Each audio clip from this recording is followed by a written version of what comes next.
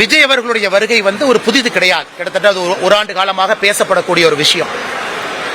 அதுவும் விஜய் அவர்கள் குறிப்பாக அவருடைய சித்தாந்தம், இந்த சித்தாந்தம் கொஞ்சம் புதுசு. என்ன புதுசுனாங்கன்னா, இன்னைக்கு அவர் எல்லா விஷயத்திலிருந்து கொஞ்சம் கொஞ்சம் எடுத்து அந்த விஷயத்தெல்லாம் ஒன்னா சேர்த்து இதுதான் என்னுடைய சித்தாந்தம் சொல்றாங்க.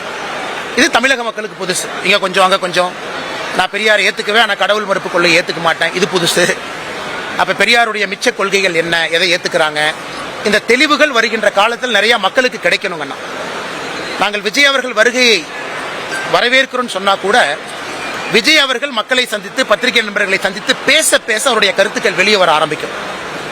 ஒரு கட்சியினுடைய அதிகாரப்பூர்வமான தலைவராக விஜய் இருக்கிறாங்க. அக்டோபர் 28ஆம் தேதி அன்னைக்கு மாநாடு நடத்தியிருக்கிறாங்க.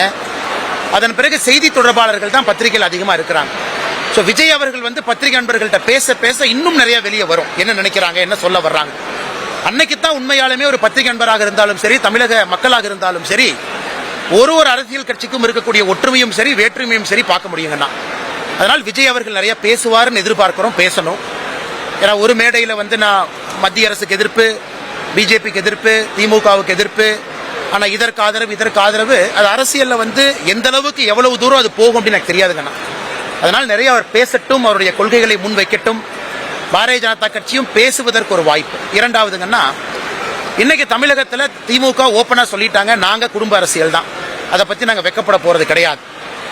எல்லா மூத்த தலைவர்களையும் ஓரங்கட்டி விட்டு உதயநிதி ஸ்டாலின் அவர்களை துணை முதலமைச்சராக ஆக்கியிருக்கின்றோம் வெளிப்படையா அறிவிச்சிட்டாங்க. இது புதுசு. இத்தனை நாளா குடும்ப அரசியல் இல்லைன்னு சொன்னவங்க இன்னைக்கு வெளிப்படையா குடும்ப அரசியல் ஒத்துக்கிட்டாங்க. இதை மக்கள் எந்த அளவுக்கு பாக்குறாங்க. மூன்றாவது, ஊழல் குற்றச்சாட்டுல சிக்கி ஜெயிலில் ரொம்ப காலம் இருந்து பெயில்ல வெளியே வந்திருக்கிறவங்களுக்கு காந்தியவாதி என்கின்ற பட்டத்தை கொடுத்து மறுபடியும் அதே பொறுப்பு கொடுக்குறாங்க. இதை தமிழக மக்கள் எப்படி பாக்குறாங்க?